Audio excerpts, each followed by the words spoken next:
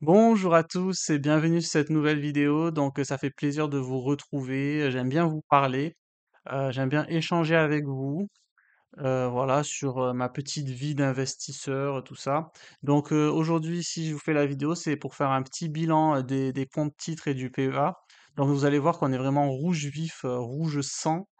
Et voilà, aussi voir avec vous une idée que j'ai par rapport à Donald Trump et une intention qui peut-être serait la sienne de souhaiter et de vouloir un crack pour justement en tirer profit, que ce soit lui à travers euh, certaines de ses sociétés ou alors de ses proches. Et je vais développer ça dans un second temps. Voilà, sinon, oui, dans l'actualité là qui vient de tomber en France, vous avez tous vu que Marine Le Pen, elle a été condamnée pour détournement de fonds publics et que notre petite Marine, elle va avoir un bracelet à la patte. Et voilà, ça me fait rire un peu, si vous voulez, l'ironie du sort, entre guillemets, c'est que c'est souvent les politiques qui font les plus les nerveux contre les délinquants, qui eux-mêmes finissent par être des délinquants. Et bien sûr qu'il faut être ferme avec la délinquance, c'est pas ça que je veux dire, mais c'est ceux qui ont la posture la plus, on va dire, véhémente, agressive envers la délinquance de tous les jours, qui s'avèrent être des délinquants.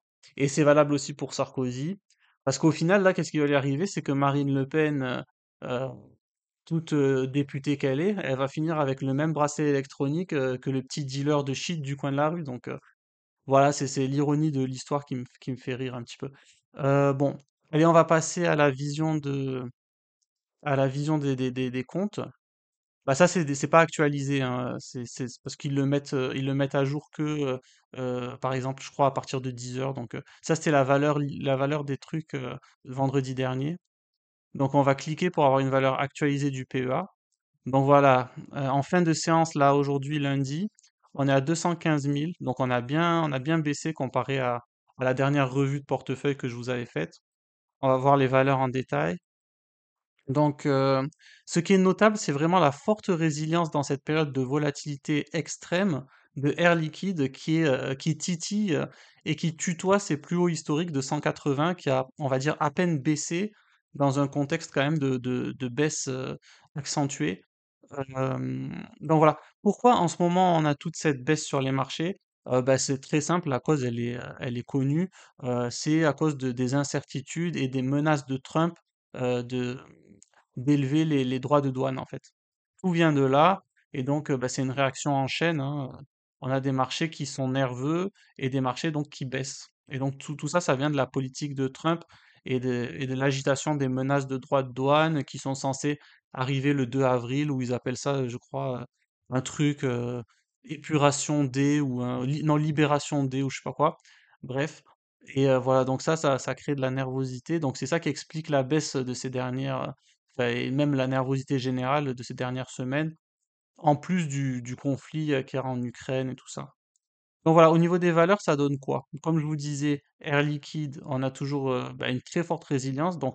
On voit dans ces périodes-là qu'elle joue son rôle de résilience. Euh, euh, Ferrari, elle a beaucoup baissé aussi. Elle a perdu presque 100 euros depuis ses plus hauts. Voilà, belle baisse, hein. LVMH, là, on est sur des plus bas depuis un bon moment, je crois. Donc voilà, ça peut être un point d'entrée intéressant, je pense, hein, LVMH à ce prix-là. Parce que, à mon avis, toutes ces incertitudes, cette situation géopolitique, elle va pas durer indéfiniment. Donc je pense que LVMH, ça reste une belle société avec diverses branches d'activité qui sont parmi les plus, parmi les leaders dans le luxe. Puis elle est bien gérée, voilà. À mon avis, franchement, j'aurais bien aimé acheter à ce prix-là, hein. Et après, L'Oréal aussi, voilà, qui vivote, et qui est... C'est pas tant qu'elle baisse, mais bon, elle fait pas grand-chose, on va dire. Elle fait pas grand-chose, mais elle a quand même baissé depuis mon PRU, en tout cas. Et voilà, on est très rouge, hein, en ce moment. Voilà, LVMH, c'est une bonne opportunité, je pense. Donc voilà, j'ai encore beaucoup comment dire, de réflexion à faire avant de savoir dans quoi je vais réinvestir les dividendes que je vais toucher. Est-ce que ce sera LVMH? Est-ce que ce sera pas LVMH? J'en sais rien. On va voir le compte titre. Alors le compte titre, là, je me suis fait massacrer. Regardez, ça on est à 210 sur Schneider. On est à 36 euros de moins que mon PRU. Donc voilà, je suis en moins-value latente. Donc voilà, j'ai fait un mauvais timing, hein, franchement. Donc pour l'instant, mon pari s'avère infructueux, c'est le moins qu'on puisse dire sur cette valeur. Voilà, voilà. Après, l'année n'est pas du tout finie, bien sûr, effectivement, parce qu'elle a fait beaucoup de yo-yo, Schneider, hein. Si vous regardez, là on est à 210, il y a peut-être 3 semaines, un mois, on était à 270. Euh, voilà, donc ça c'est la volatilité de la bourse. Et puis voilà, en ce moment, comme j'ai dit au début, ben, en ce moment, Trump, il agite les droits de douane, tout ça, donc ça fait de forte volatilité. Donc voilà, forte baisse, forte baisse. Voilà, donc on a fait le tour des portefeuilles qui sont pas très au beau fixe en ce moment. Voilà, donc oui, qu'est-ce qu'on peut dire? Qu'est-ce qu'on peut dire? Si je reviens sur le PEA. Donc on peut dire que voilà, ça peut être aussi intéressant euh, de, de regarder la valorisation avant d'acheter. Par exemple, là, je pense L'Oréal, j'ai acheté vraiment assez cher quand même, hein. Euh, donc effectivement, après moi je suis là pour 20 ans et tout ça, mais bon, j'aurais préféré l'acheter maintenant, voilà. Mais ça c'est la bourse, hein, comme on dit, la bourse, on a toujours quelque chose à regretter, hein. Mais voilà, ça peut être intéressant. Après, moi, voilà, je voulais pas faire de market timing. Bien sûr, elle était chère, mais ça veut dire quoi? Ça veut dire j'aurais attendu et puis j'aurais pris le risque qu'elle monte encore plus. Après, là, il s'est avéré qu'elle a baissé. Mais si la, on peut pas savoir le futur. Peut-être que à la place, la guerre en Ukraine, elle aurait cessé. Peut-être que euh, la situation économique, elle aurait été stable. Donc, voilà. Donc, on peut pas savoir de quoi demain est fait, c'est pour ça que je l'ai acheté à ce prix. Parce que si j'avais attendu, ça aurait équivalu à faire du market timing, chose que je ne fais pas.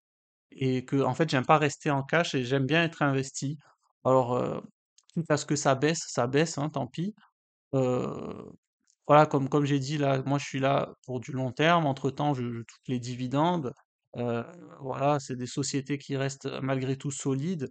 Et la baisse comme ça, c'est toujours l'occasion de renforcer sur des sociétés sur lesquelles on a des convictions. Alors bien sûr pas sur le PEA, pas sur le PEA parce que je ne peux plus faire des virements parce qu'il est rempli, mais je peux voilà renforcer sur le compte titre par exemple. Et c'est quelque chose que je regarde. Donc là, j'ai peut-être quelques liquidités à investir. Alors, est-ce que j'investirai en fin d'année une plus grosse somme ou si je vois là vraiment qu'on commence à toucher des niveaux intéressants, peut-être je vais débloquer une partie, faire un virement sur mon compte titre, je verrai. Parce que à mon avis, peut-être la baisse n'est pas forcément finie hein, avec Trump. Et voilà, ça nous mène à la dernière partie de cette vidéo. Et c'est le fait que moi, je pense que peut-être Donald Trump, à travers tout ce qu'il fait, toutes ces déclarations, tout ça, euh, il a peut-être envie qu'il y ait un crash. C'est pas à exclure, hein, de la part de ce personnage, c'est pas à exclure qu'il cherche à provoquer un crash justement pour en tirer profit et gagner de l'argent. Donc, alors on va passer là. Il y a Xavier Delmas qui a fait une vidéo sur Trump et comment il profite de sa présidence pour faire de l'argent. Alors, il parle pas du tout du fait que Trump veut un crash pour gagner de l'argent. Il explique dans sa vidéo que Trump, il a, depuis l'investiture, saisi toutes les opportunités pour se mettre de l'argent dans la poche. Déjà, au début, il parle de la femme de Trump qui a vendu son documentaire, je crois, à Amazon Media pour une somme astronomique. Donc après il parle de Trump lui-même. Trump, sachant que il dit par exemple que Trump il a lancé sa crypto-monnaie genre 3 jours avant l'investiture et puis elle a fait un grand boom. Enfin, elle a fortement monté sa crypto-monnaie, la Trump, je sais pas quoi. Et bon, maintenant, elle a beaucoup baissé, mais il a dit, Xavier Delmas, que à travers cette opération, Trump a gagné plusieurs centaines de millions. Ensuite, il a dit aussi sur Trump que Trump, là, je vous fais le résumé, voilà, que Trump, il a placé ses enfants euh, dans le conseil d'administration de certaines entreprises qui pouvaient bénéficier de certaines dérégulations, ce genre de choses. Et quand il a fait ça, les entreprises, elles ont pris du 10-15% de hausse sur leur cours de bourse. Donc voilà. Après, on peut se dire, sachant qu'il allait avoir cet effet en mettant ses enfants à tel endroit, peut-être que lui ou ses proches, ils ont tiré parti de ces effets d'annonce ou ce genre de choses. Euh, et, et voilà. Donc moi, ce que je veux dire, c'est que Trump, toute sa vie, ça a été un businessman, Trump. Toute sa vie, il a cherché des opportunités, des moyens de faire de l'argent, des moyens de faire du profit. Donc ça va pas changer maintenant qu'il est président. D'ailleurs, il l'a dit, Xavier Delmas, il a dit oui, tous les anciens présidents américains, ils mettaient leur société en mode sous une blind holding, je sais pas quoi, c'est-à-dire en gros que c'est plus eux qui géraient leur société pour pas qu'il y ait de conflit d'intérêts, tout ça. Mais Trump, il a pas fait comme ça et en gros, il continue, je crois, de gérer lui-même ses sociétés. Voilà. Donc, je vous laisse voir la vidéo si vous voulez des détails. Mais ce que je veux dire, c'est que c'est un homme d'affaires qui a toujours eu à cœur, bah, comme on dit, un requin des affaires. Donc, tu as toujours eu à cœur de faire du profit, de faire de l'argent. Et tous les faits qui sont relatés dans cette vidéo de Xavier Delmas, ça montre que il n'a pas changé et qu'il a toujours cette envie de se faire de l'argent et de calculer le timing et de comment il pourrait faire pour gagner un max. Par exemple, avec cette affaire de crypto, en le lançant 3 jours avant, euh, voilà, il a bien pressenti que ça allait monter et donc Xavier Delmas explique qu'il a fait des centaines de millions de profits. Donc moi, ça me fait penser ce genre de choses que peut-être Donald Trump, à travers ces mises en place de tarifs et de guerres économiques mondiales, de guerre totale mondiale économique, il sait pertinemment que ça va perturber les marchés, et il sait pertinemment que ça risque de faire un crash boursier. Et là, on le voit actuellement avec la volatilité qu'il y a sur les marchés. Mais est-ce que du coup, lui, c'est pas quelque chose qu'il attend, d'avoir peut-être du -30, -40 sur les marchés, pour justement se positionner euh, à la baisse, au plus bas, on va dire, et ensuite peut-être radoucir toutes les politiques, remettre de la sérénité dans le marché, enlever les droits de douane pour que ça remonte et justement prendre du profit. Moi je trouve que un mouvement qui correspondrait totalement à Trump, hein. Donc voilà, après bien sûr, j'affirme rien parce que j'en sais rien de ce qu'il veut faire Trump. Mais c'est une idée que voilà, je vous soumets.